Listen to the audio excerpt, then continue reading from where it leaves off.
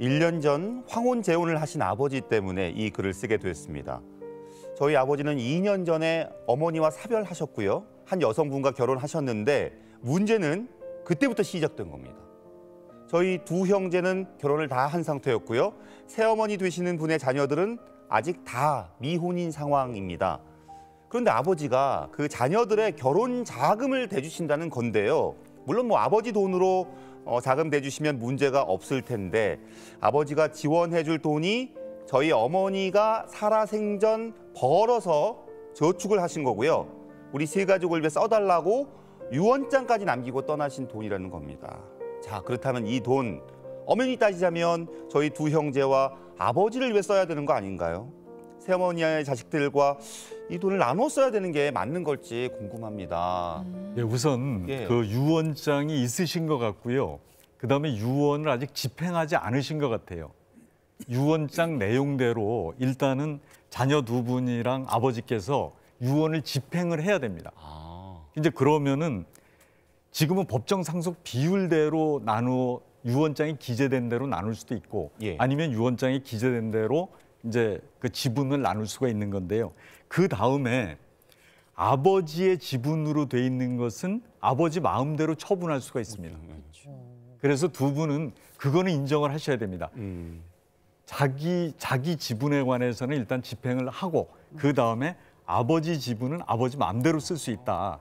이제 이렇게 하셔야 되고 이 지금 황혼 재혼에서 더 큰 문제가 되는 건 아까 그 신 선생님이 말씀을 하셨는데 그게 뭐냐면 혼인신고를 못하는 경우가 많이 있습니다. 네. 그렇죠. 뭐 자녀들이 만류하기도 하고 본인들이 원하시기도 하고. 그러니까 혼인신고를 못하는데 물론 천천히 뭐 충분히 오랜 기간 계시다가 돌아가시면 괜찮은데 갑자기 돌아가시게 될 경우에는 사실 사실혼 배우자는 일원 한 장도 받을 수가 없습니다. 그래요? 예. 아니 그래도 민법상 무슨 이렇게 사실혼을 좀 이렇게 존중해주고 배려해주는 제도들이 좀 있다고들 하던데. 그거는 뭐냐면 사실혼 배우자와 생전에 헤어질 때는 가능합니다. 생전에. 생전에 헤어질 때는. 하지만 이 유산 상속은 다른 문제가 그렇습니다. 되는군요. 그러니까 사실혼 관계를 해소할 때 생전에 이거는 가능한데 일단 돌아가시고 나면 상속인이 아닙니다.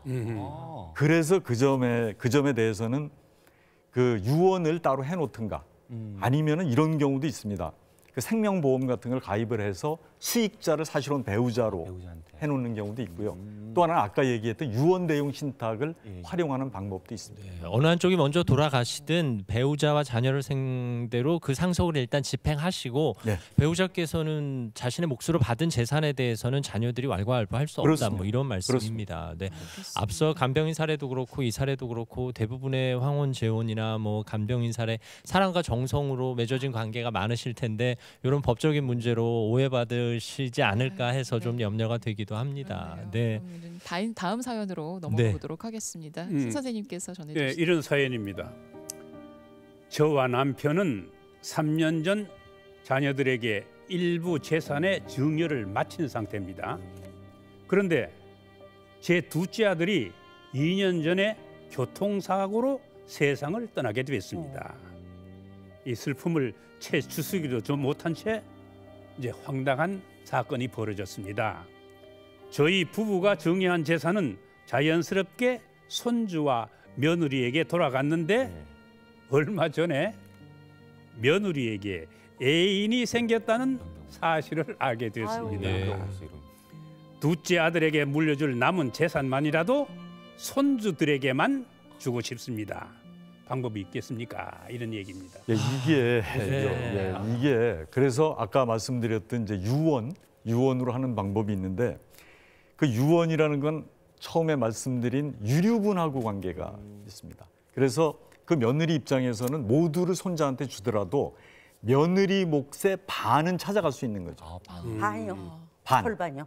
그게 유류분입니다. 자기 몫의 반 찾아갈 수 있는데 아까 이제 유언 대용 신탁에 관해서 말씀드렸는데 그 유언 대용 신탁이 이제 금융기관이랑 하는 거라고 그랬지 않습니까?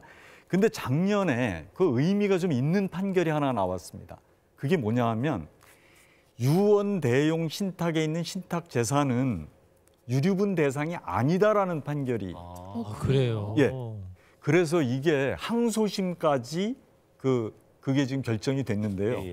아직 대법원 판결은 없는 상태입니다. 그래서 현재는 그 유류분 대상이 아니라는 판결이 1심하고 항소심하고만 있는 단계고요. 그래서 이게 앞으로 뭐 대법원에서 어떻게 될지 모르기 때문에 유언 대용 신탁이라는 게 꼭 유류분을 안 줘도 되느냐 뭐 이런 문제는 있지만 지금까지의 판결 그 결과로 보면 안 줘도 된다. 좀 이런 게 지금 있습니다.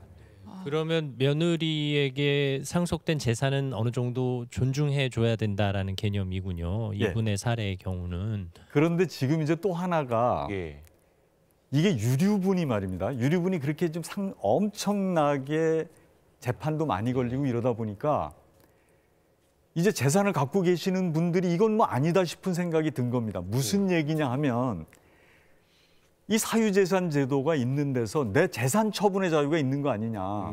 그런데 왜 내가 유언을 했는데 왜 그거를 유언한 게 일부를 무효를 시켜서 다른 상속인한테 주느냐. 그래서 이게 지금 헌법재판소에 위헌 심판이 청구돼 있습니다. 그래요? 그래서 어떤 법원에서는 지금 유언 그 유류분에 관한 소송을 정지시켜 놓은 그런 법원들도 있습니다. 헌법재판소 판결에 따라서는 그게 예를 들어서 유류분에 관한 것은 재산 처분의 자유를 지나치게 제약하는 거기 때문에 무효다. 예를 들어서 이런 판결이 나온다면 이건 상속 전체에 엄청난 결과가 지금 될 수 있습니다. 변호사님 슬슬 어려워지네요. 네, 그만큼 이 사례가 복잡하다는 얘기인데 사실 그런 일이 있어서는 안 되겠습니다만 이렇게 자녀를 앞세우시는 경우 자녀에게 자녀가 있는 경우와 없는 경우 그렇습니다.